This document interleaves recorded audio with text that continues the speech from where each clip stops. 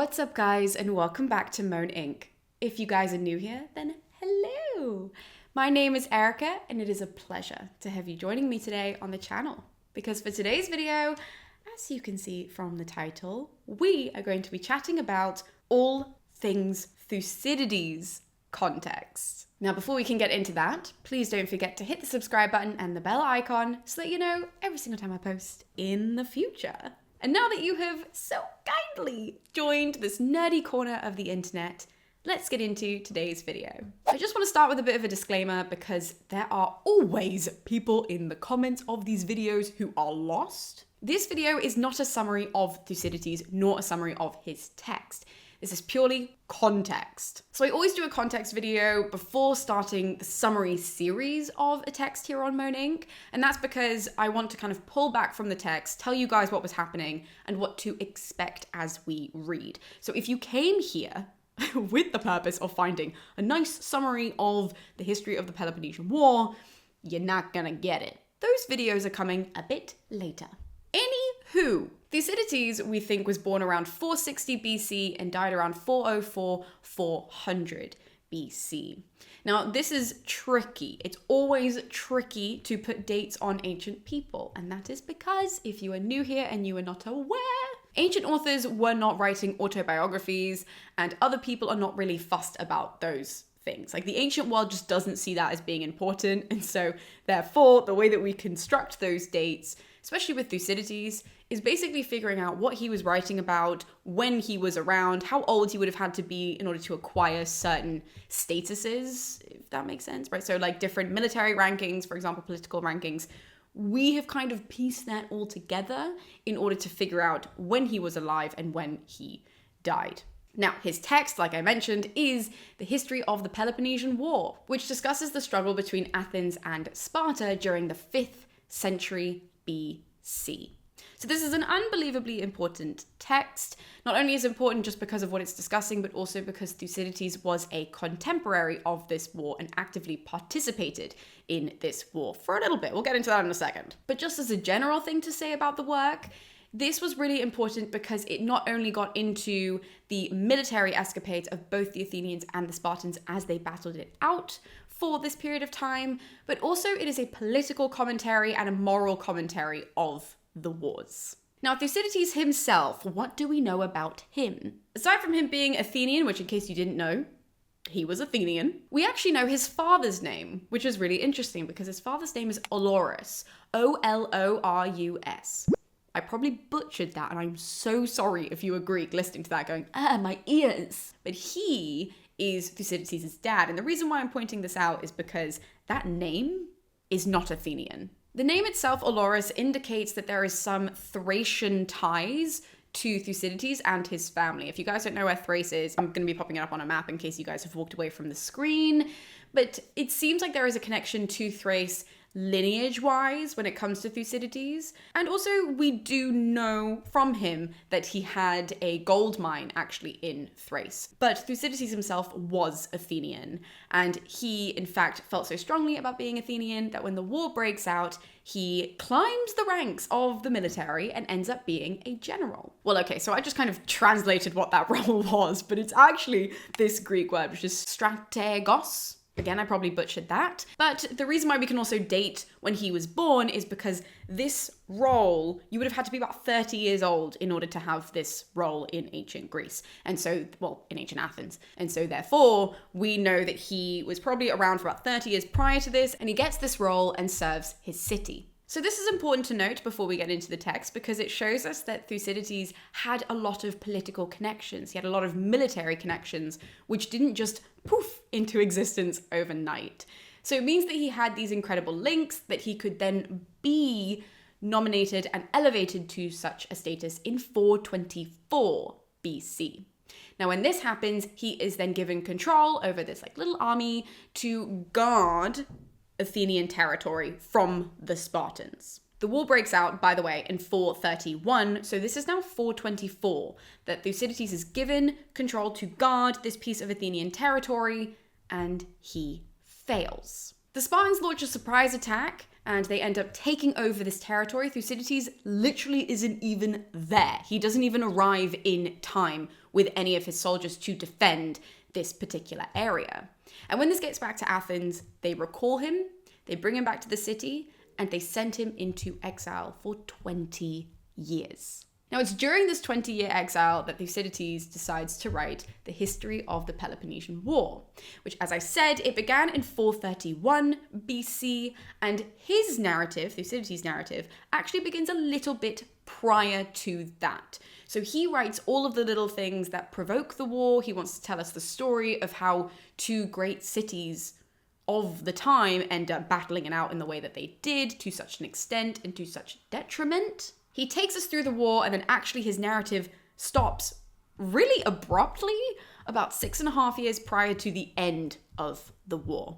Okay, so that's all that he writes when he's in exile. Just a little side note that even though the text ends really abruptly, even though it's like literally you get to the end of one line and you're like, dude, what? You had nothing else to tell me? We do know of 3 historians who actually picked up literally off the last line, and one of whom is Xenophon, who I will be discussing. So don't worry when we're thinking about the end of the Peloponnesian War, even though Thucydides stops us a little bit early, other people pick up literally right where he left off. But anyways, the point of all of that was that that is Thucydides prior to sitting down writing. He has this whole life in Athens. He serves for the Athenians. He gets exiled.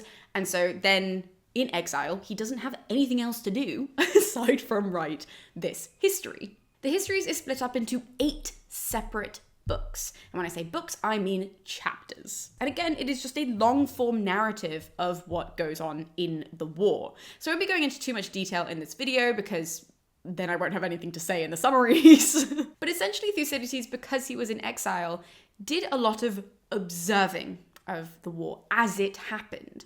So it seems like the structure of writing the histories was that he would go around, he would interview people, he would see what was going on, he would hear what was going on in both places, in Athens and in other areas where the battles were taking place. He then would make his notes, he then would come up with a structure, and then he would finalize his writing. The general idea of the text is not to tell us a character-driven story. Obviously, they are real people, but he doesn't really focus on the personalities and is much more focused on the battle, the movements themselves. So like I said, even in the provoking of the war, he's very interested in the little chess pieces as they move around the board, rather than the individuals that really pushed it, or rather than the individuals that, would have made technically a better story in like our understanding of storytelling. Thucydides would only focus on personalities if they actively made decisions for the movements of the war. I don't know if I explained that very well, but what I'm trying to say is that this is much more plot-driven than it is character-driven. However, we do get a number of really, really important speeches throughout this text, including a number from Pericles. Like some of the most famous ones that we get are quoted from Thucydides.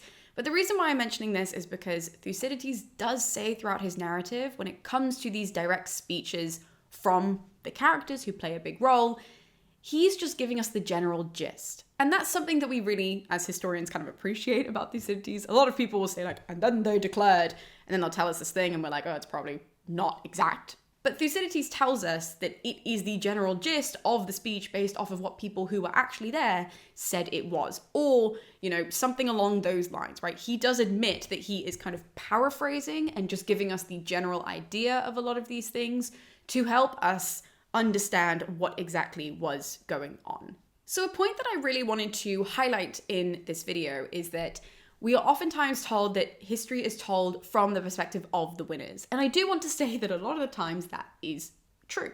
But something that I consistently say on this channel is it's not always the case. And we do have these really fascinating examples from history of people who are on the losing side telling us the history of the loss, right? And that is what Thucydides was doing. Because Athens, at the end of the Peloponnesian War, ends up losing to Sparta in 404. They admit defeat, right? And so actually, we have an Athenian who, to be fair again, he doesn't give us the end of the war. I actually want to make that clear. Did he die in 404? Did he die right after that? Did he just not finish his work? It's up for debate. There are lots of different things that are kind of floating around the academic world.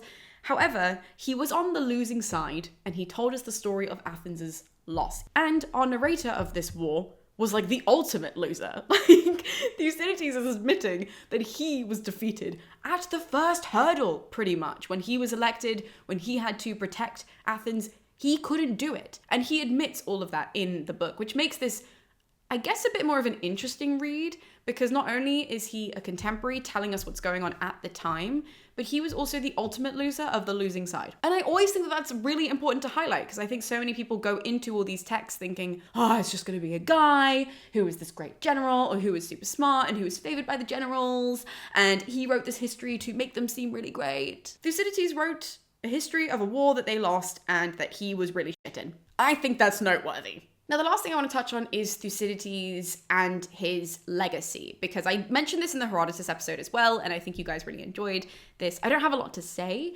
but when it comes to Thucydides, it's very different to Herodotus' reaction, because Herodotus, throughout history, over and over and over again, each generation is like, wow, he's amazing, and he's even more amazing than they thought last generation because of X, Y, and Z. And Thucydides was a late bloomer in that sense. It's quite interesting to look back at this period of Athens and this period of Greece in general to see who was kind of looking at other people and talking to one another, because that's how they do it. They do it through text, and they all kind of knew each other. You know, we discussed this with Plato when I did that, oh my god, literal years ago. And Thucydides, at the time, is not mentioned by a lot of people who were commenting on a lot of other people. I don't know if I just explained that very well. What I mean is that Thucydides, as an individual, you would think, based on what he did, based on the work that he produced, he would have been like the hot topic of the town. And he wasn't. Even people like Aristotle, who commented on everyone and everything, like things that he truly had like no business commenting on, that he was like, I'm going to become an expert in that. He doesn't mention Thucydides at any point. It's only really later in history that we start to see Thucydides being upheld as important as he should be. So, for example, by the time we get to Cicero in Rome, which is eons later, not literal eons later, but like hundreds of years later, when we get to Cicero, he thinks that Thucydides is phenomenal and fantastic and a must read. Further along in history, we then get to Thomas Hobbes and people like Friedrich Nietzsche, who also uphold Thucydides as being phenomenal and fantastic and deserves the time of day. So Thucydides has taken a while to be appreciated, but we are absolutely going to take time with him on this channel because he is a spectacular read for a completely different set of reasons, as you guys have heard, than Herodotus. Whereas in Herodotus, we were just there to enjoy the story. In Thucydides, we are here to really look and analyze and see what causes a war, what continues a war, and ultimately what politics and morals keep feeding it. So I'm very excited to be getting into Thucydides with you guys throughout this series.